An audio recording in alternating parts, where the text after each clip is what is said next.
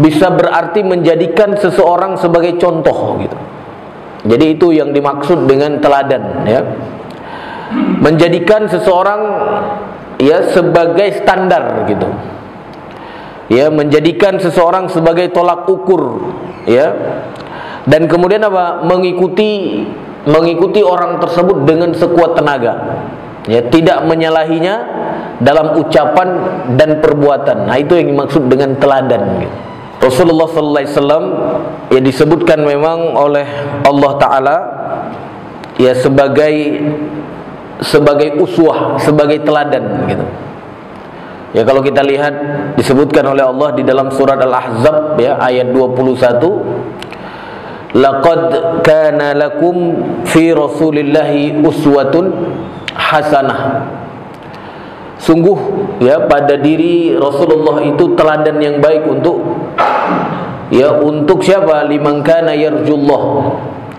Ya, untuk orang-orang yang mengharapkan Allah ya dan hari akhir dan mengingat Allah ya banyak-banyak.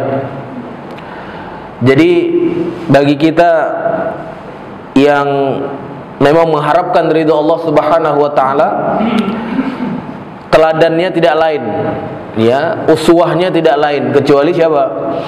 Rasulullah Muhammad sallallahu alaihi wasallam. Nah, kalau kita lihat apa yang dijelaskan oleh para ulama ya, teladan itu ya bisa berarti apa? Bisa berarti menjadikan seseorang sebagai contoh gitu. Jadi itu yang dimaksud dengan teladan ya. Menjadikan seseorang ya sebagai standar gitu. Ya, menjadikan seseorang sebagai tolak ukur ya. Dan kemudian apa? Mengikuti orang tersebut dengan sekuat tenaga. Ya, tidak menyalahinya dalam ucapan dan perbuatan. Nah, itu yang dimaksud dengan teladan gitu. Ya, atau uswah atau qudwah gitu. Kalau misalnya ya belum dijadikan uswah tersebut sebagai contoh, sebagai standar, sebagai tolak ukur ya, dan juga belum mengikutinya ya sekuat tenaga, bahkan mungkin menyalahi ya, menyalahi ucapannya dan menyalahi perbuatannya, berarti belum menjadi apa?